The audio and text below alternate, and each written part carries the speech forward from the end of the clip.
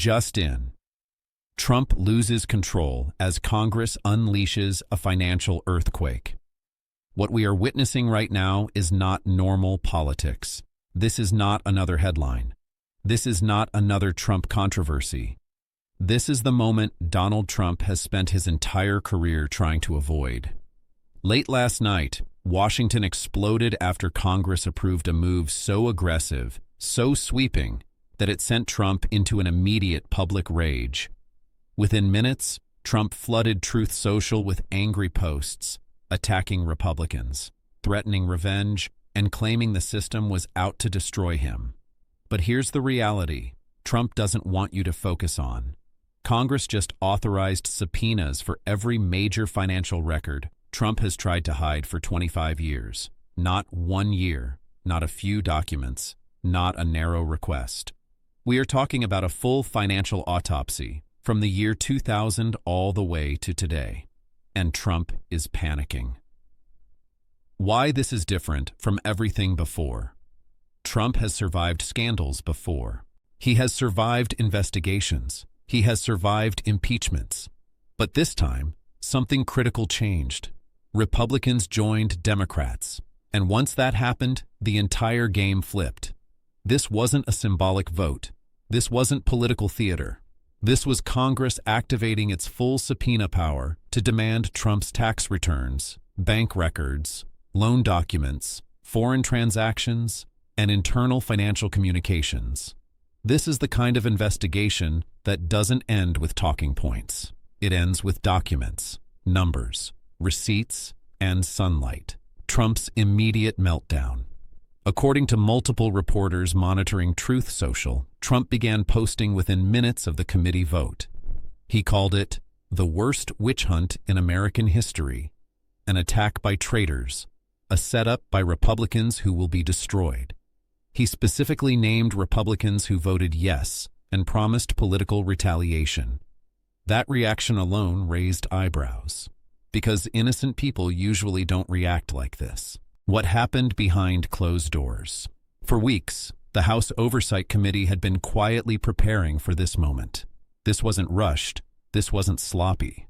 According to Politico, CNN, and CBS News, the committee worked with constitutional scholars, forensic accountants, and bipartisan legal teams to design subpoenas that would survive court challenges. Then came December 9th. Behind closed doors, the committee heard nearly 4 hours of testimony from financial experts who presented early findings. What they described deeply disturbed lawmakers. The red flags that changed everything. According to sources familiar with the briefing, Trump reported very different property values to banks than to tax authorities. Assets appeared inflated for loans and deflated for taxes. Losses and deductions followed patterns consistent with aggressive and possibly illegal strategies. Foreign business connections raised national security concerns. These weren't rumors. These were professional assessments from people who analyze financial fraud for a living. The vote that shocked Washington. When the vote finally happened, the result stunned Capitol Hill. 28-14, subpoenas approved. But here's the bombshell. 6 Republicans voted yes, not retiring members, not fringe rebels. These were sitting Republicans from competitive districts who made a calculation. Protecting Trump is now riskier than holding him accountable. That moment shattered the idea that this investigation is partisan. Once Republicans join in, the witch hunt argument collapses. The speech that changed the room. Multiple reporters say the turning point came when a Republican stood up and spoke bluntly about Congress's responsibility. The message was simple. If Congress refuses to investigate powerful people, then Congress has failed its duty. That speech landed. Other Republicans followed, and suddenly, Trump's shield cracked. Why Trump fears. Financial transparency. This isn't speculation. We've seen this pattern before. Trump has fought every attempt to examine his finances. He fought the Manhattan DA all the way to the Supreme Court and lost. He fought New York's civil fraud investigation and lost He fought Congress over tax returns and lost every time his finances were exposed. The story got worse. Massive losses, dubious deductions, fraud findings, a CFO pleading guilty. So when Trump says witch hunt, history tells us what comes next. Documents prove otherwise. What Congress is demanding and why it terrifies Trump? Let's be very clear about what these subpoenas cover. 1. Tax returns, 2000-2024. Personal and business returns. Every income source, every loss, every deduction. 2. Banking records, loan agreements, collateral, valuations used to secure financing. If banks were misled, that's bank fraud. 3. Foreign transactions, deals involving Russia, Saudi Arabia, China, Turkey, other foreign-linked entities. That raises national security and constitutional questions. 4. Internal communications, emails with accountants, valuation strategies, financial planning discussions. This is a full financial X-ray. Why Trump has no legal escape. Here's Trump's problem. He can't claim executive privilege. He can't say it's partisan. Republicans voted yes. He can't say it's too broad. Scope was narrowed carefully. Courts have already ruled. Congress has this authority. Every defense he used before is gone. The lose-lose scenario. Trump now faces two terrible options. Option 1, comply, documents come out. Possible fraud exposure, possible new criminal referrals.